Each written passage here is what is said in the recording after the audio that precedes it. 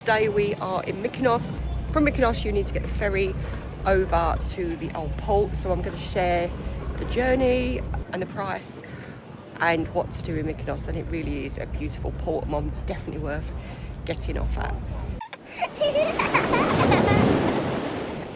And that was me a couple of weeks ago in Mykonos, just coming off the ship and going into Mykonos cruise port. Hi, I'm Sarah, this is Mini Travellers, and we're here to help you travel better and for less. And today I want to share with you how easy it is to get from the ship to the old town in Mykonos from the new port. And it's super easy, but there's so many questions in Facebook groups that I thought it's worth doing a video to help you get there without having to pay trip fees or get on your own fees, because you don't need any of it. It's so cheap to do. So when you get off of the cruise ship, you will see if you are cruising like I cruise on Odyssey of the Seas. So if you're docking in the newer port, which is where a lot of the newer ships do dock, some do tender. I don't know where they take you in the tender, but if they're docking in the new port, then you've got to get from the new port to the old port, and it's round a bay. What you've got to do is get the sea bus across, and you can walk around. I think it's a really long walk. I don't think there's a pavement when I looked on Google Maps, and we decided that when you're going into Mykonos, you want to be looking a bit relaxed and cool because it's got such a cool vibe. You don't want to be getting there all sweaty and stressed out. So I would recommend getting the sea bus, which is just a water taxi that takes you straight across to the old town. So when you come out of the ship, there is a stand there waiting for you, and it's literally steps from the ship. You come out through the little immigration, it's a tiny little area. You come out and you've got a stand. You have to pay cash, and it's €2.50 per person each way. So you can pay your return trip as well, and they give you a ticket, which obviously one's for going out, one's for going back. So put that away and keep that safe. And then you go into the queues for the water buses. So we've done this twice now. The first time it was really quiet, walked out straight onto the bus because we'd gone a little bit later. This time we went a little bit earlier and it was busy. It looked packed, and sometimes things like that can be enough to put you off. So don't be put off, because they're really, really organised, and it's a really effective system. They've got two queues. You queue in one queue and people are boarding. You're thinking, I'm never going to get on that. But then what they do is once they know they're going to be full, they've got another water bus just across.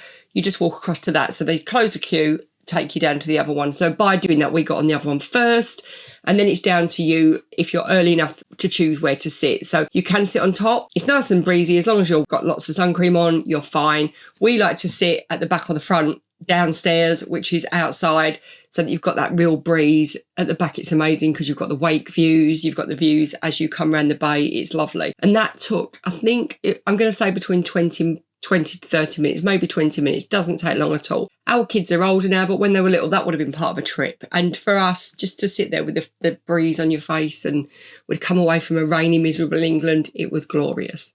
So when you get into the port, you dock right in the old port, and you've got two bays. So it takes you on two stops. You've got the stop that's right in near Little Venice, and then you've got one around the other side. This time they didn't do that. Sometimes they do. So that's useful to stop there if you want to walk around and do all the restaurants. I think it stops there second. But if you want to just get straight up into the windmills, get off at the first stop. And just a top tip when you're coming back, don't walk around the bay and catch that bus there, because it's stopping in the old port right in the middle first. So we made that mistake the first time, and by the time it got to us, it was full, and we got on, but it was really squashed in. There weren't many seats. So I would say when you're coming back, go from where the church is right in the centre. So when you get into the old port, you'll notice that you've got a beach. There's a sweeping round beach area. There are beach clubs. We've never been to a beach club because we do everything in port. There's so much to do. We want to wander, we want to eat, we want to see the windmills, and you could never get bored of that view up there. So I definitely recommend spending time and wandering around. But what we tend to do is we save the port area for last, because if you can stop there for a drink while you're waiting for the sea bus. There's lots of shops if you want to buy anything, so that you don't have to carry it back. And we start and just get into town. So you can book tours where you can do walking tours of Mykonos. And actually, I think next time I go, I will do that, because it's nice to find out the history, and there's no one like a local to give you the best insights into an area. So we usually do our tours through Get Your Guide. I'll drop a link to a tour below. But the first time, it's nice just to go, get your bearings and have a wander. And a real great bit of advice, because somebody once commented on one of my Instagrams and I'd done a video wandering through the quiet streets. And this guy commented and said, it was hell on earth when I went. It was really busy. There was loads of crowds. And it was when we went. But what you do, and it's really easy to do in Mykonos, is you walk away from the crowds, and people tend to stick together like shoals of fish, don't they? It's really bizarre that everybody sticks and walks and follows. I guess that's the thing when you don't know where you're going. You wander, you follow. But we've done it both times we have been. When you find a street that's quiet, walk away from the crowds. And what tends to happen as you go into Mykonos, and I'll show you on the map below, is that people tend to stick to the Little Venice area. And if you're sticking to the Little Venice area, then that's where all the crowds will be. What you've got to do is sort of go up in the middle. And when you go up through the middle, you get all the little quiet, crooked streets. It's beautiful. Now, you're not imposing on the locals there, because there are local cafes, shops and tavernas all up there. There's gift shops. So it's just that they're just a bit off the beaten track.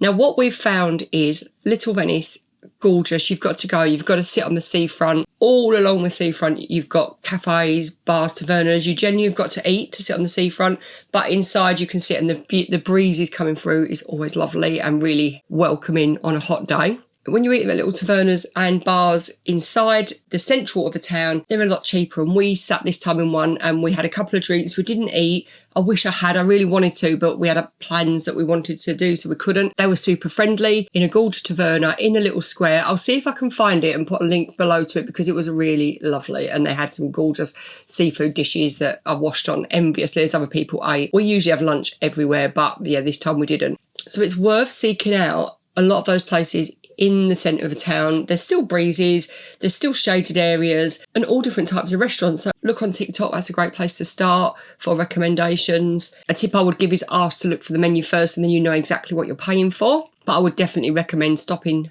for a drink and eating while you're there. From there, we head up.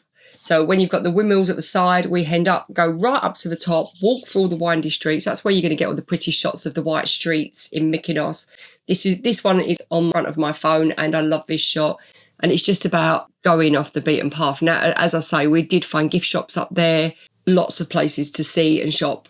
There's also a street that has all designer clothes and designer shops. There's a Longchamp shop. There's a David Beckham glasses shop. So there's loads of lovely shops. It's a really good port to buy gifts for home. So when you've had your lunch, done a bit of shopping, then you can go up to the windmills. But before you do, you want to go up to the church on the hill. So I'm going to try and say this. Agios Charalambos. I don't know if I'm saying that right, but it's the church on the hill overlooking the sea. And it's one of the churches that you'll see on lots of pictures of Mykonos. It's stunning, and it's a perfect spot to get that Instagram perfect picture. And it's so peaceful there, because not many people wander up that way. They tend to stay windmills and back, so it's always a lot quieter there. Just near there's a rocky beach area, so that's great if you want to take a book and it's a quiet place to chill. But then you've got this church, and it is stunning. Mykonos has got over 1,000 churches. So I think there was a time when lots of people registered their homes as churches, but there is also a huge number of beautiful churches in the island. So that is definitely one that I'd want to see overlooking the water. And then from there, you can walk up the path, and that takes you to the windmills. So the windmills used to be a huge part of the economy. For many centuries, they used to grind barley and wheat, and now there are 6 remaining overlooking the hill. And they're a very important part of local tourism. There's even a lovely little windmill shop there. From last time we went, there's now cafes around the windmill. It's a really beautiful place up on the hill. And it was funny when we were there, because some people were just going for that perfect Instagram shot with the windmill in the background. And some people, it's like a full-on photo shoot, which is nice to watch, because I used to roll my eyes with those people, but now I think, do you know what? It's just enjoy it, because it's just so beautiful, and what a lovely place to have photos done. And again, that's got beautiful views of the sea. Now from there, you walk down the stairs, and as you walk down the stairs, it takes you naturally round to Little Venice. And that's why I would say leave that to last. You can stop for a drink. If you're wanting to have something to eat, you can have something to eat. But as I say, check the menus first for the prices. It's gorgeous there.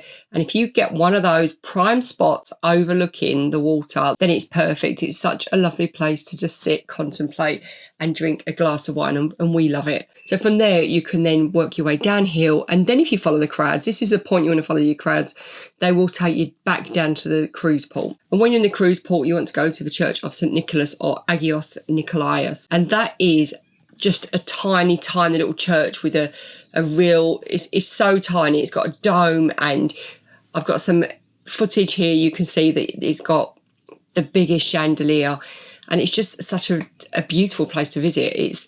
And I can't believe it's so tiny. It's just such a gorgeous little church. So make sure you fit that one in just to have a look inside. You can donate some money and light a candle. I always do that for my nan because she was a big traveller. So wherever I go, every cruise port, I light a candle for her because I feel like that's my way of taking her along on my travels with me, because she loved the church as well.